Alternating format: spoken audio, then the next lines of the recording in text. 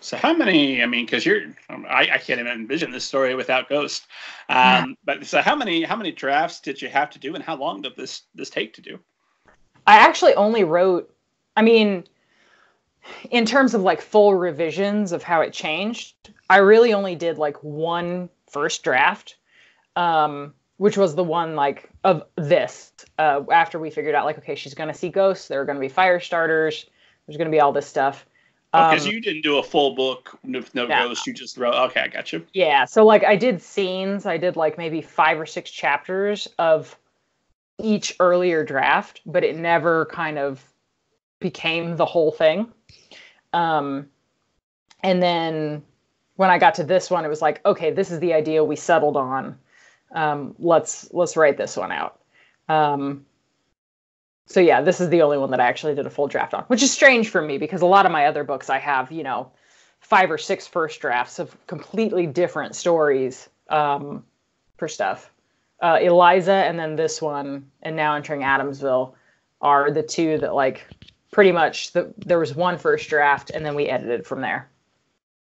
Gotcha. So how long does all that take? Ooh, all the writing and editing and everything.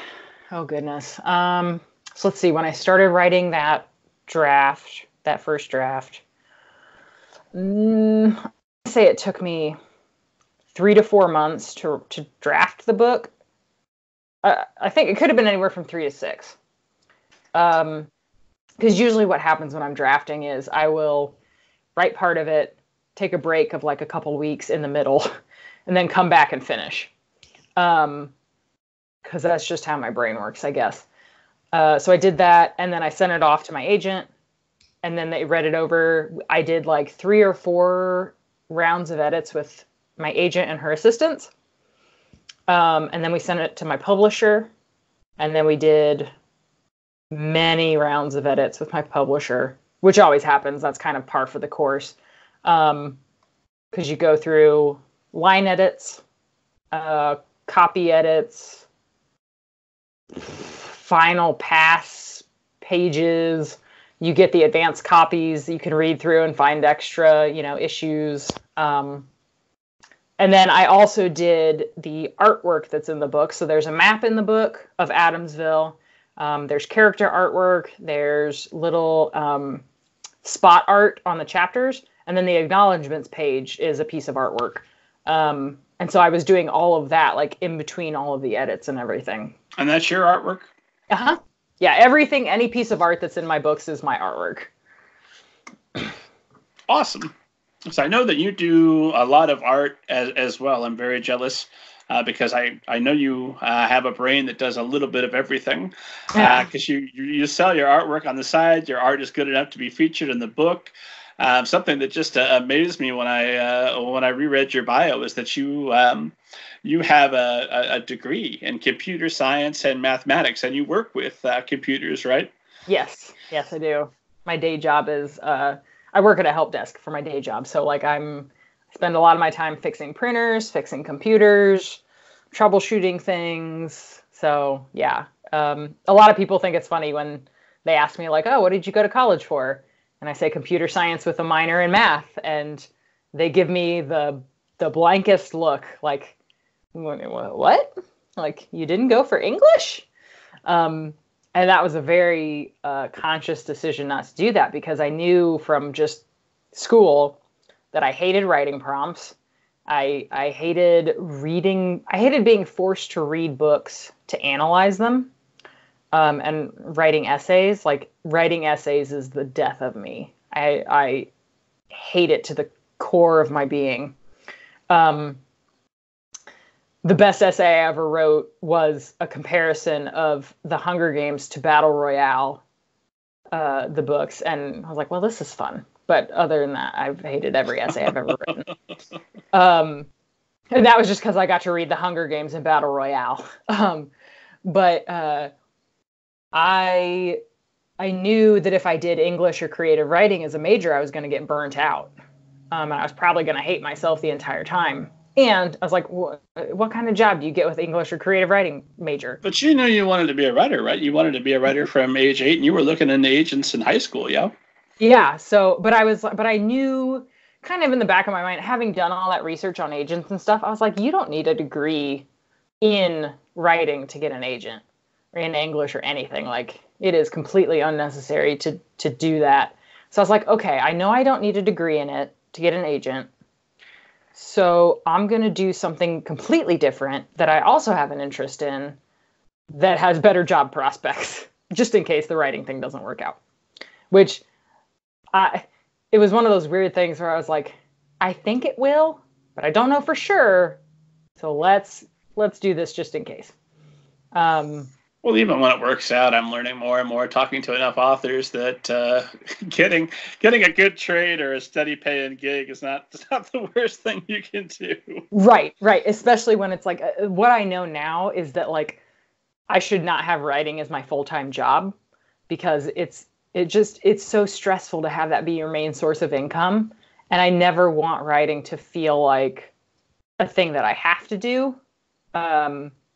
Because I write best when I'm writing because I enjoy it and because it's fun, and when I'm not on like drafting deadlines. I can be on editing deadlines, but drafting deadlines are the worst. I absolutely can't do it. I might be able to do it for like a sequel, but I couldn't do it for the first draft of a story that I've just come up with. Yeah, so I went into computer science. It wasn't super hard at the time because at the time the college I went to didn't have like a super robust computer science program. It's a lot better now, but it was pretty easy. Got my degree, got a job, and I had my first book deal summer after my freshman year of college. No, sorry. It was the winter of my sophomore year of college. I got my agent in the summer. So then I was like, okay, well, this is nice. I'm going to stay in school and still get a computer science job. Just so I can... Even after, because Made You Up would have come out before you graduated, right? It came out the month I graduated. Like literally 2 weeks after I graduated college. Yeah. So, but it was still kind of like that thing of like, I don't want to tempt fate. So I'm just going to keep on keeping on. Let's just see what happens. But it did definitely take a lot of pressure off, for sure. So I was like, okay, I have a way to pay my college loans. Good. But yeah, so. I never want to author shame, so I won't do that. But there is an author who I would consider to be, this isn't anything against him, but he's somebody that I would consider like that's where I'm headed. That's who I want to be, because he's been around. He's done lots of great things, wonderful books. Has a charming podcast, and that's all the clues I can really give before I've outed him. But he talked openly on the podcast about his side hustles, and he at one point was gathering some kind of small animal. I don't remember what kind, but he'd read online that people were paying good money for it. And this is a dude that, if I said his name, which I won't, you'd be like, oh my God, really? Yeah. Somebody that multiple awards, master of the genre. And he's still hustling on the side, trying to get that cash. Yeah, like it's not like I think some people, when they ask me, because I've had a few people recently ask me, like, oh, do you want to write full time? It's like, even if it weren't like the stress of it, it's like, man, I gotta have something else to do. Like just to let my mind, like to free my mind up. Because if you think about writing all the time, you're just going to burn out. And at the same time, it's like, yeah, you got to make that money. Like, I need money to live. Books are great, but have you tried food? Yeah, like, man, food. I like food.